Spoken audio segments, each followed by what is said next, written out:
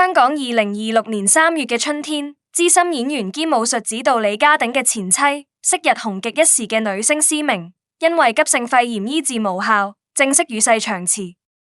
呢個消息一出，成個娛樂圈內圈外都一片唏噓。施明生前同鼎爺段婚姻雖然一早行到終點，但兩人育有兩個好似樣嘅仔，李永漢同李永豪。呢對孖生兄弟，香港觀眾由細睇到大。本來以為老人家離世，一家人應該聚首做好身後事，點知隨之而來嘅風波，竟然比任何影視劇集更加離奇離譜。帶住台灣腔嘅弟媳 Agnes 喺接受傳媒訪問嗰陣，用咗一句極之冷淡嘅語氣，為呢個家庭嘅裂痕寫下咗最扎心嘅注腳。佢話呢個只係一個遲到嘅判決。呢句話一出，即刻被無數網絡媒體同報紙瘋狂引用。大伯李永漢聽到之後，連夜喺社交平台發文反駁，直斥有人心腸歹毒。向來脾氣火爆，人稱鼎爺嘅李家鼎，今次反而冇晒火氣。面對長槍短炮嘅記者，佢只係面帶疲態咁講咗一句：一家人齊齊整整送媽媽最後一程，唔好咩？齊齊整整呢4個字，以前對李家嚟講係理所當然，但依家對佢哋嚟講，已經變成奢望。到底係乜嘢陳年恩怨，可以令一對原本形影不離嘅孖生兄弟，鬧到好似世仇咁水火不容？ Agnes 到底係一個點樣嘅女人，會被大伯公開斥責係散家之源？而細佬李永豪呢個用咗10幾年時間先走出情傷嘅男生，點解寧願同媽媽阿哥決裂，都要死守呢段婚姻？所有恩怨嘅根源，仲要由20幾年前開始講起。李永豪喺1979年出世，係名副其實嘅演藝世家。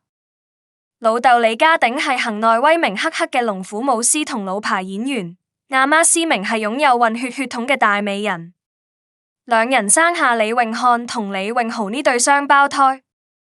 兩兄弟細個嗰陣生得眉清目秀，好有觀眾緣。因為家庭背景，兩兄弟好早就做咗童星。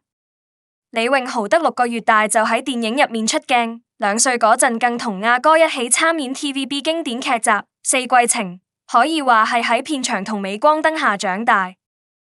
成年之後，李永豪雖然冇好似其他童星咁大紅大紫，但勝在腳踏實地，一直喺無線電視做綠葉演員。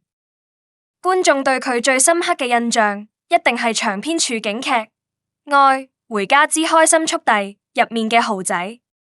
戲入面嘅豪仔老實、慳家、熱心腸，其實同現實中嘅李永豪一模一樣。阿哥李永漢同樣喺圈內發展，但性格比細佬更加剛烈，說話直來直往。不過兩兄弟從小到大感情極好，一齊返學，一齊拍戲，一齊打機。就算父母喺1994年正式離婚，兩兄弟都選擇跟住媽咪。施明一個人含辛茹苦帶大2個仔，母子3人相依為命，感情好到令人羨慕。喺2011年之前，李家喺外界眼中一直係單親家庭嘅溫暖典範。直到2002年，命運嘅齒輪開始轉動。嗰年李永豪23歲，接拍 TVB 古裝劇《血戰軒轅》。喺片場，佢遇到一個令佢一見鍾情嘅女仔，2001年香港小姐冠軍楊思琦。楊思琦係港姐史上罕見嘅6項大獎得主，生得甜美可愛，笑容極具療癒感，一出道就受到無線高層力捧，前途無量。相比之下，李永豪雖然出身演藝世家，但論名氣同地位，同呢位新晉當家花旦差得太遠。不過，愛情從來都唔講門當戶對。兩個人喺劇組朝夕相對，好快就擦出愛火。當時 TVB 對力捧嘅小生花旦有極其嚴格嘅禁愛令，尤其唔想旗下藝人因為拍拖而破壞純情形象。為了保護女朋友嘅事業，李永豪甘願轉為地下情。表面上兩人口供一致話只係好朋友，私底下已經愛到難捨難離。楊思琦喺呢段感情初期，其實都付出咗好大勇氣。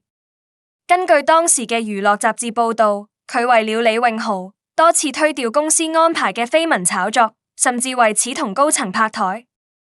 有知情人士透露，楊思琦曾同好姊妹講過：我唔介意佢紅唔紅，我只知佢對我無微不至。隨住感情升溫，兩個人好快就發展到同居階段。楊思琦搬入李家位於九龍塘嘅寓所，同李詠豪、施明以及李詠漢一齊住。喺街坊同傳媒眼中，楊思琦一早係李家嘅準新抱。施明對呢個乖巧嘅女仔亦讚不絕口。楊思琦口甜舌滑，好識迎合長輩，成日陪施明行街、飲茶、買餸。阿哥李詠漢當時都無任何異議，一家人相處得樂融融。每逢大時大節，楊思琦都會喺社交平台分享同李家嘅合照，畫面要幾溫馨有幾溫馨。到咗2005年前後，兩人多次被影到甜蜜拍拖，戀情半公開。雖然無線電視施加壓力，但楊思琦最後選擇大方承認李詠豪嘅男友身份。佢仲同記者講過：佢係我認定嘅人，我唔會因為工作而放棄愛情。呢番真情告白，當時感動咗唔少市民，個個都覺得佢哋呢對金童玉女一定會行到最後。2009年至2011年初，兩人的關係更進一步，去到談婚論嫁嘅階段。佢哋一齊上玄學大師蘇文峰嘅節目，公開承認有結婚計劃。李詠豪甚至被影到去珠寶店揀鑽戒，暗中籌備求婚，一切似乎都順理成章。9年3000多個日夜，由清潔到成熟，由地下情到行光明日大道，佢哋捱過咗最艱難嘅時期，眼見就快要踏入婚姻嘅殿堂。但世事如棋，邊個都估唔到一場世紀暴風雨會嚟得咁突然。2011年6月28日，一個好普通嘅下午，楊思琦盛裝出席一個商業活動。活動結束後，佢無好似平時咁由後門離開，反而主動行到傳媒鏡頭前。佢表情異常平靜，但語氣無比決絕咁講咗一句：我同李詠豪已經分手，9年情到此為止。全場記者即刻起哄，瘋狂追問原因。楊思琦只係留下一句：唔關任何人事，大家共識。之後就匆匆坐車離開。消息傳到李詠豪耳邊嗰陣，佢仲喺外景片場拍緊劇。據現場嘅劇組人員回憶，李詠豪睇完手機短信之後，成個人好似被抽乾咗靈魂咁，塊臉一秒變白。導演嗌咗幾次 action， 佢都企咗喺度無反應。嗰晚佢死撐住拍完最後一場戲，一返到化妝間，反鎖大門，終於忍不住崩潰爆喊。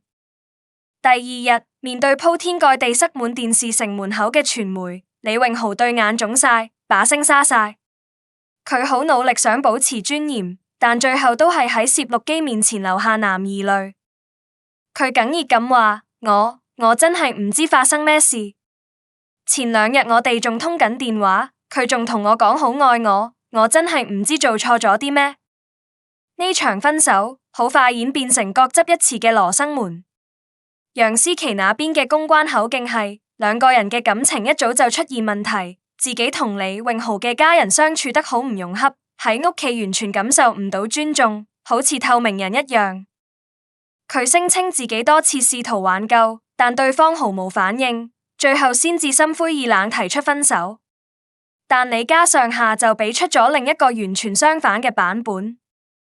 老豆李家鼎喺傳媒面前直接爆粗，發神經。我哋全家當佢公主咁捧，佢話受欺，講大話，話一早分手。我哋全家尋日之前根本完全不知情。阿哥李詠漢更直接向周刊公開證據。佢指出，就在楊思琦宣布分手嗰日凌晨，佢其實仲發咗一條溫馨短信俾李詠豪，內容寫住我仲好愛你，好掛住你。李詠漢極之憤怒咁斥責：你既然要決絕分手，點解凌晨仲要發埋啲咁嘅傳聞？你知唔知你發一次，我細佬就喺房裏面喊一次？你直情係玩弄佢。然而，更震撼嘅消息仲喺後頭。好快就有八卦雜誌踢爆，楊思琦疑似一早移情別戀。暗中與香港前跳水運動員吳瑞交往，甚至有傳聞指女方當時已經身懷六甲，係大人提出分手。雖然楊思琦後來接受專訪嗰陣，極力澄清自己係搬嚟李家之後才同吳瑞開始。至於大肚一說，佢解釋當時只係為了令不斷死纏挽留嘅李永豪徹底死心而編造嘅大話。真相到底係點？依家已經無從稽考，但唯一可以肯定嘅係，李永豪嘅心俾人徹底撕碎咗。分手後嘅李永豪，成個人好似一晚之間老咗10歲。佢開始患上嚴重焦慮，體重暴跌，完全無胃口食嘢，每晚靠安眠藥都瞓唔着。阿媽思明睇在眼裏，痛在心裏，日日變着法子煲湯煮飯，但李永豪連一啖都吞唔落。有一次，思明喺廚房一邊洗碗一邊心痛到流眼淚，啱啱被入嚟嘅李永漢撞見，兩母子最後攬埋一齊喊。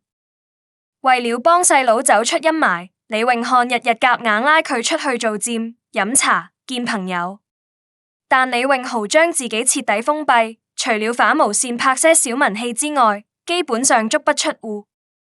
佢唔再相信女人，唔再相信承諾，甚至開始杯弓蛇影，懷疑身邊所有人嘅動機。李永豪多年後接受周刊專訪，回憶起嗰段黑暗日子，佢坦言，嗰段時間，我覺得身邊每一個人接近我都有目的，每個人都會害我。我變得好疑神疑鬼，思想極端負面，甚至好憎恨無能嘅自己。呢個情傷嘅深淵，佢足足用咗11年時間先至慢慢爬返出嚟。喺呢11年的空白期入面，佢將自己變成一部工作機器。喺 TVB， 不論係一兩句對白嘅路人，定係危險嘅動作替身，佢通通都接。慢慢地，佢喺《愛回家》入面嘅角色越來越吃重，豪仔老實肯幹嘅形象深入民心，終於贏返市民嘅掌聲。同一時間，佢同老豆鼎爺合資開咗間私房菜館，由選料、試菜到大堂管理都親力親為。佢話唯有令自己忙到連喘氣嘅時間都冇，先至可以唔去諗那些年嘅痛。鼎爺看在眼裏，既欣慰又心酸。鼎爺喺一次電台訪問入面嘆氣話：我呢個細仔，當年俾人傷得太體無完膚。我最怕嘅唔係佢賺唔到錢，我最怕佢呢一世都放不下陰影，孤獨終老。事實上，李永豪確實動過終身不娶嘅念頭。佢曾同朋友吐過苦水，話自己大約呢一世都同幸福無緣。直到了2021年，一個台灣女仔嘅出現，徹底打破咗佢生命中嘅一潭死水。2021年初，李永豪喺網絡平台認識咗一位叫 Agnes 嘅台灣女生。Agnes 係一名專業嘅寵物美容師，定居香港多年。佢嘅性格同李永豪過往接觸過嘅圈中女性截然不同，性格直率、爽朗，不拘小節。兩個人最初嘅交流只係普通網友，喺網上互相點讚。有一次，李永豪平時幫襯開嘅寵物店突然結業，佢急需為自己隻心愛嘅芝娃娃揾一位細心嘅美容師。佢想起 Agnes 正係做呢行，於是發短信詢問對方有冇相熟嘅行內人介紹。佢本來以為會收到幾張卡片或者鋪頭地址，點知 Agnes 直接回覆咗一句：有啊，我手藝最好。李永豪當時呆咗一呆。佢喺娛樂圈打滾咁多年，見慣咗客套、虛偽同轉彎抹角，從未遇過一個女仔可以咁直白、咁自信。但他轉念一想，又覺得呢種不做作嘅性格好有型。第一次約見面， Agnes 完全冇刻意打扮，甚至連妝都冇化，就咁着住一件白 T 恤、一條洗水牛仔褲，手拎住個重甸甸嘅專業工具箱就出現。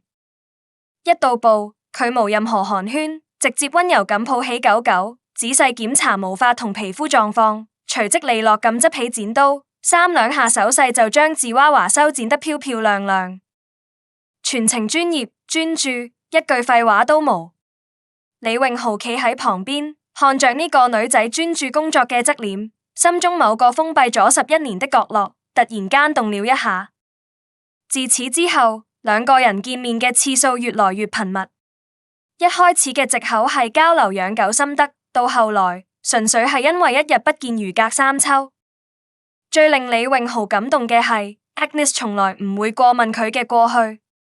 Agnes 一早知佢同楊思琦嗰段鬧得全港皆知嘅情史，但 Agnes 喺拍拖期間從來不主動提起，更不會喺佢面前表現出一絲一毫嘅嫉妒或試探。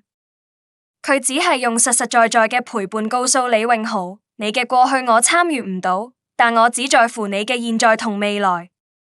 李榮豪後來接受傳媒專訪，用咗200分嘅愛去形容 Agnes 帶給佢嘅安全感。佢話：佢唔單止愛我一個人，佢連我身邊嘅老豆、我嘅工作，甚至我隻狗都照顧埋。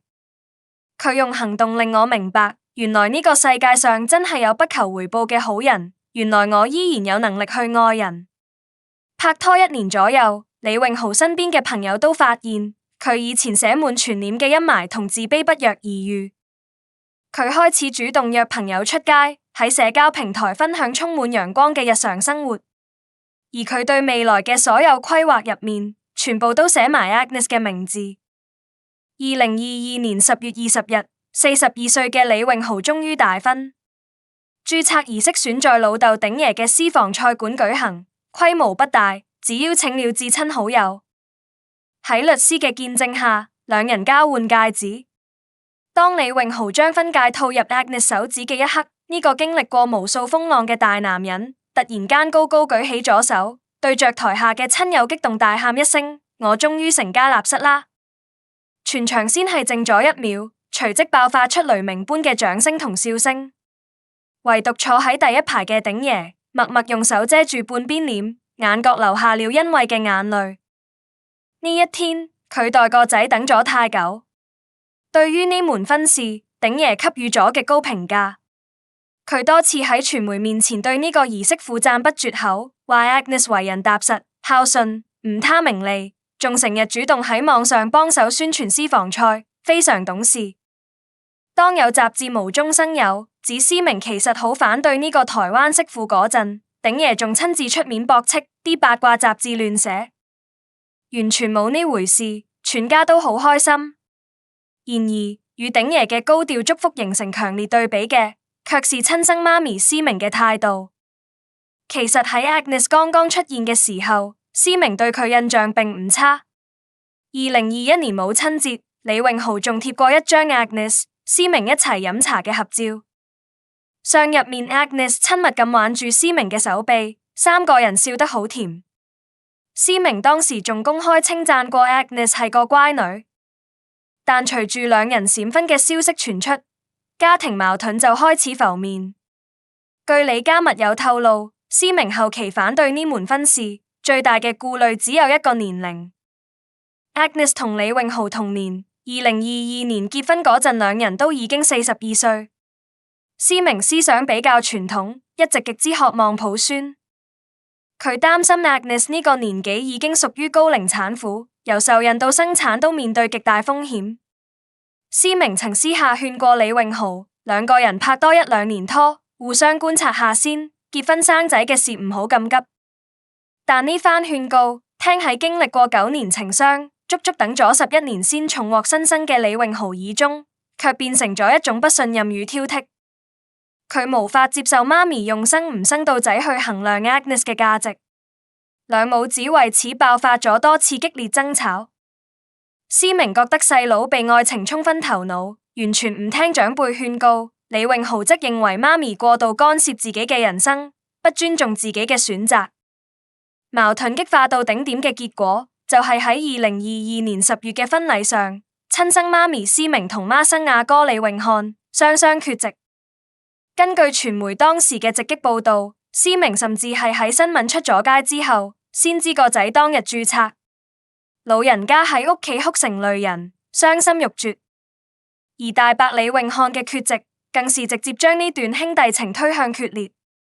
李永漢雖然只比細佬早出世幾分鐘，但性格極度護短，尤其是護住媽咪。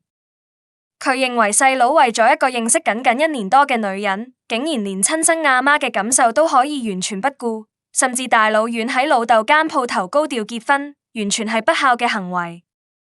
隨住施明嘅身體狀況喺2024年之後每況愈下，直至2026年3月因肺炎離世，這對孖生兄弟嘅恩怨終於全面引爆。李永漢喺辦理喪事期間，忍不住向相熟嘅記者控訴，直指自從 Agnes 踏入李家大門之後，成個家就徹底變晒質。佢講咗一句極重嘅說話：有人用手段拆散咗我哋原本最幸福嘅家。按李永漢嘅說法，以前母子三人幾十年嚟同住一屋檐下，感情深厚。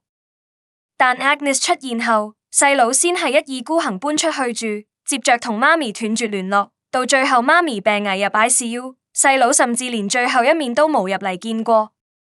面對阿哥不孝、絕情嘅指控，細佬李永豪極其憤怒，並透過傳媒給予全面反擊。李永豪堅決否認自己不探望媽咪。佢聲稱自從婚禮風波後，自己多次嘗試致電媽咪，但電話一早被阿哥拉黑。佢甚至被阿哥踢出咗家族嘅通訊群組。當得知媽咪入院嘅消息後，因為無人通知佢具體細節，佢帶住老婆跑遍咗九龍區幾間主要醫院嘅急症室同住院部，逐間去追問，先至得知媽咪嘅下落。但去到病房門口，卻被阿哥以媽咪唔想見到你老婆，費事影響病情為由，無情拒之門外。兩兄弟各執一詞，互相指責對方講大話。昔日相依為命嘅孖仔，如今在母親嘅靈堂前形同陌路，所有的親情與血緣，似乎都在無休止嘅公關戰同怨恨中消磨殆盡。喺呢場漫長嘅家庭拉鋸戰入面，老豆鼎爺由始至終都堅定咁企喺細仔李永豪呢邊。鼎爺同施明喺1994年就已經離婚，幾十年嚟，鼎爺同大仔李永漢嘅關係確實無同細仔咁親密。但鼎爺強調自己幫理不幫親， Agnes 係一個好女仔，我雙眼未盲，我睇得出邊個對我個仔好。婚姻係兩個人嘅事，做長輩嘅最緊要個仔幸福。至於阿姐施明嗰邊，我都希望大家收下火，齊齊整整搞好個身後事，唔好喺靈堂鬧到咁肉酸。當傳出李永漢嚴禁 Agnes 出席施明追思會嘅消息嗰陣，鼎爺嘅火爆脾氣再次點燃，喺私房菜館門口直接對記者講 Agnes 係李永豪合法註冊嘅老婆，名正言順係李家嘅媳婦，憑咩唔俾人出席？呢個係做阿媽嘅葬禮，唔係佢李永漢一個人的私人派對。做人唔好做得咁絕。只可惜老父嘅憤怒同勸解，依然無法修補這條已經橫跨了4年的巨大鴻溝。李永豪嘅前半生係一個關於愛、背叛、救贖與代價嘅故事。佢用咗9年最好嘅青春去全心全意愛一個人，換嚟嘅係一場轟動全港、尊嚴盡失嘅背叛。隨後佢又用咗長達11年的時間，將自己關喺黑暗嘅牢籠裏，拒絕任何人接近。好不容易，命運喺佢42歲嗰年送嚟一個 Agnes， 用真誠同直率重新點燃咗佢生命嘅火花，帶佢重返人間。然而，為了守護呢份得來不易嘅幸福，佢付出的代價，卻是與相依為命的母親產生隔閡，與一胎雙生的哥哥徹底反目，甚至在網絡上背負了娶咗老婆生骨頭、不孝嘅罵名。呢個代價到底值唔值得？喺最近一次嘅宣傳活動後，有資深娛樂記者私下問過李永豪：豪仔，如果時間可以倒流，一早知結呢個婚會令你同媽咪、阿哥搞成今日咁，你當初仲會唔會堅持娶 Agnes？ 李永豪站在後台嘅射燈下，沉默了足足1分鐘。佢雙眼泛紅，但眼神無比堅定。佢話：我從來無後悔過，我愛我媽咪。我都好尊重我阿哥，但我唔可以因為得唔到佢哋嘅理解，就拱手讓出自己等咗10幾年先得到嘅幸福。Agnes 由頭到尾無做錯過任何事，佢不應該成為家庭偏見下嘅犧牲品。我只係想過反些少正常人嘅日子。我希望有朝一日，阿哥會明白，我從來冇想過要拆散呢個家。時間或者可以沖淡一切，又或者有些傷痕注定一世都無法愈合。但至少對依家嘅李永豪嚟講，回到九龍塘嘅寓所，打開門，有一盞溫暖嘅燈為佢留着，有一個懂佢、愛佢嘅妻子喺身邊，這就是佢後半生最堅實嘅避風港。至於那些已經失去嘅母愛，無法挽回嘅兄弟擁抱，或許只能留待漫長嘅歲月，去等待一個不知會否降臨嘅奇蹟。